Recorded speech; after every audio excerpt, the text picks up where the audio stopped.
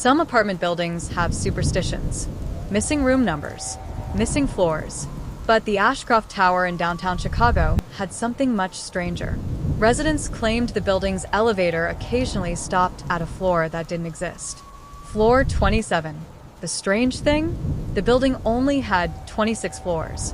Most people laughed it off as an electrical glitch, until residents started disappearing, one by one, always after reporting the same thing. The elevator opened somewhere it shouldn't have. Security footage showed them stepping out calmly and never coming back. But the most terrifying part came from a maintenance worker named Elias Turner. Because according to his final voicemail, floor 27 wasn't added. It had always been there. People were just never supposed to see it. Welcome to Mystery Inn, where every stay leaves something behind. Rain streaked across the windows of Ashcroft Tower as Marcus Reed dragged himself through the lobby. Another exhausting shift. Another sleepless night. The clock above the concierge desk read 11:48 p.m. The lobby itself felt unnaturally quiet. No music. No chatter. Only the distant hum of fluorescent lights. Marcus approached the elevator and pressed the button. As he waited, he noticed the old security guard watching him from behind the desk. The man looked uneasy. "You heading up now?" Marcus nodded. Yeah. Floor 19. The old guard hesitated, then quietly asked, "You ever hear the elevator stop when you didn't press anything?" Marcus laughed tiredly. "What?" The guard didn't smile. "Never mind." The elevator doors opened with a metallic groan. Marcus stepped inside alone. The buttons glowed softly. 1 through 26. He pressed 19. The doors closed. The elevator rose slowly. 5, 8, 12. Then suddenly, the lights flickered. The elevator jolted violently. Marcus grabbed the railing. What the hell? The floor indicator glitched. 19 disappeared. For a brief moment, another number appeared, then vanished instantly. The elevator continued upward normally. When the doors finally opened on floor 19, Marcus noticed something strange. The hallway lights were off, completely dark. That had never happened before. And somewhere far down the corridor, someone was breathing. The next morning, Marcus convinced himself he was just exhausted. Long shifts, lack of sleep, stress. That was all. Still, something about last night stayed with him, especially the number 27. That evening, Marcus searched the building online during work. Ashcroft Tower. Built in 1974. 26 floors. No mention of 27 anywhere. Yet buried inside an old tenant forum, he found a strange comment posted 8 years earlier. If the elevator opens on 27, do not get out. No replies. No explanation. Just that. Marcus felt a chill crawl up his neck. Later that night, he returned home around midnight. Again, the lobby was empty. Again, the old security guard watched him carefully. "You hear anything strange lately?" Marcus forced a grin. "Besides you." The guard didn't laugh. Instead, he leaned closer. "If the elevator skips your floor, keep your eyes down." Marcus frowned. "What are you talking about?" But before the guard could answer, the elevator dinged. Doors opened. Empty. Marcus stepped inside uneasily. Press 19. The doors shut. Upward. Slowly. Quietly. Then, Ding. the elevator stopped on floor 14. Marcus frowned. Nobody entered. The doors stayed open for several seconds, then closed again. The elevator continued upward. Ding. Floor 17. Again, nobody there. But this time, Marcus heard footsteps outside. Slow, dragging footsteps. Circling the elevator. The sound stopped directly outside the doors. Then came scratching. Long nails dragging across metal. Marcus froze. The elevator suddenly shot upward violently.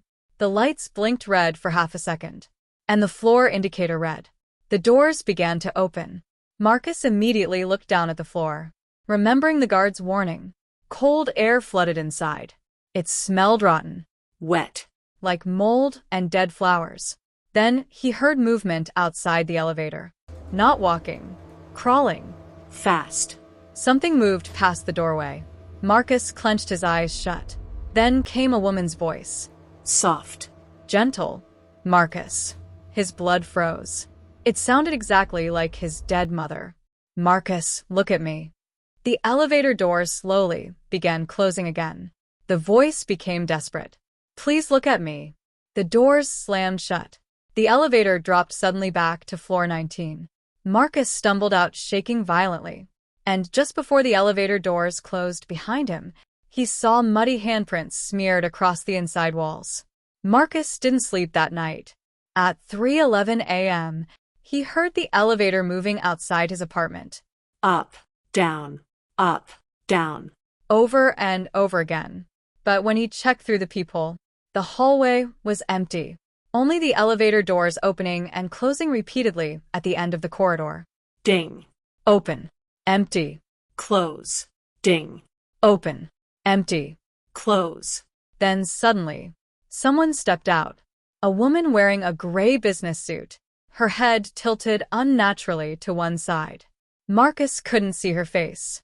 She stood perfectly still, then slowly turned toward his apartment door. Marcus backed away immediately. The hallway lights flickered. When he looked again, she was gone. The next morning, Marcus confronted the building manager, a tired man named Collins. There is no floor 27, Collins snapped immediately. I saw it. You were tired. What about the missing tenants? Collins froze. For just a second, then forced a smile. People move out. Marcus leaned forward. What happened in this building? Collins said nothing. But as Marcus left the office, he noticed something disturbing. Behind Collins' desk sat an old framed blueprint of Ashcroft Tower. And on the blueprint, Marcus clearly counted 27 floors. That night, Marcus visited the basement maintenance room searching for answers. Dust covered everything. Old tools, rusting pipes, flickering lights. Then he found the files. Missing resident reports. 23 disappearances over 30 years. Every single one connected to the elevator. One file contained a blurry security photo. A terrified man exiting the elevator. Floor indicator above him. The timestamp read 3:13 a.m. Marcus' breathing became shallow. Then the maintenance room lights went out. Darkness swallowed the basement instantly. Somewhere nearby, the elevator dinged. But there was no elevator in the basement. Then came footsteps. Wet footsteps. Moving slowly toward him. Marcus turned on his flashlight. Nothing. Then his radio crackled violently. A voice whispered through static. Doors opening. The elevator dinged again. Directly behind him, Marcus turned slowly. An elevator door stood in the middle of the basement wall. Impossible. It hadn't been there before. The doors slid open. Inside was complete darkness. And at the back corner of the elevator stood the woman in gray. This time Marcus saw her face, or what was left of it. Her jaw hung unnaturally wide. Eyes completely black. Skin waterlogged and rotting. She smiled, then pointed upward. Floor 27. Marcus ran, but the basement no longer made sense. Hallways stretched endlessly. Doors appeared where walls should have been. The building itself felt alive. Watching. Changing. Every hallway eventually led back to the elevator. Always waiting.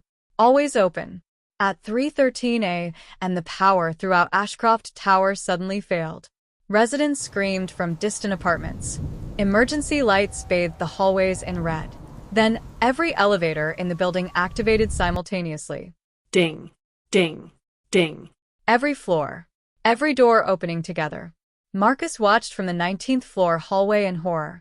People slowly emerged from their apartments, as if sleepwalking, drawn toward the elevators. Some whispered, some cried softly, but none resisted.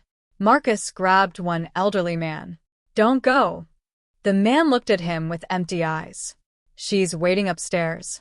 Then calmly stepped inside the elevator. The doors closed. Floor indicator. Gone. Marcus ran for the stairs. But every stairwell door opened onto the same hallway. Floor 19. Again. And again. And again. The building had trapped them. Then Marcus noticed something horrifying. The apartment doors around him had changed. No room numbers. No names. Only one symbol scratched into every door. An open elevator. Then the loudspeakers crackled alive throughout the building. A woman's voice echoed softly. Now arriving. Static consumed the message. Then, floor 27. Every elevator door opened simultaneously. Darkness poured out like liquid. And figures began emerging. Residents who had vanished years ago. Their movements slow and broken. Eyes completely black. Mouths hanging open unnaturally. All whispering the same phrase. You should have stayed inside. Marcus ran desperately through the corridor. But something was wrong with the hallway windows now. Outside wasn't Chicago anymore. There was no city, no streets, only endless darkness, as if the building no longer existed anywhere on Earth. Then Marcus heard his mother's voice again behind him. Marcus. He stopped. Against his better judgment, slowly turned around. His mother stood at the far end of the hallway, exactly as he remembered her before she died. Warm smile, gentle eyes. Come upstairs. Marcus began crying. No, you're not real. She smiled wider. Too wide. The skin around her mouth split open slowly. Black liquid poured from her eyes. Then her body jerked violently upward, as if something invisible had hooked her from above. Her neck snapped backward, and in a distorted voice she screamed, "Look what lives above us." The ceiling exploded. Long black arms burst downward from the darkness above. Residents were dragged screaming upward into the ceiling itself. Marcus ran toward the elevator, because somehow, he knew there was only one way out now. Go to 27. The elevator waited open. Empty. Marcus stepped inside trembling. The doors closed. No buttons remained. Only one glowing number. The elevator ascended impossibly fast. Faster. Faster. Metal groaned around him. The walls vibrated violently. Then suddenly, silence. Ding. The doors opened. Floor 27 looked identical to the rest of the building. At first, same carpet, same lights, same apartments. But everything was slightly wrong. Walls breathing subtly, lights humming like distant voices. And every apartment door stood open. Inside each room, people sat perfectly still. Hundreds of them. Missing residents. All staring at televisions filled with static. Marcus walked carefully down the hallway. Then noticed the windows. Outside them wasn't the city. It was Ashcroft Tower itself. An endless number of towers stretching infinitely in every direction. Thousands of identical buildings disappearing into darkness. And inside every window, people watching him. Then a final elevator ding echoed behind him. Marcus turned slowly. The woman in gray stood inside the elevator, smiling. She pointed toward apartment 2713. The door slowly creaked open by itself. Inside, Marcus saw his own apartment.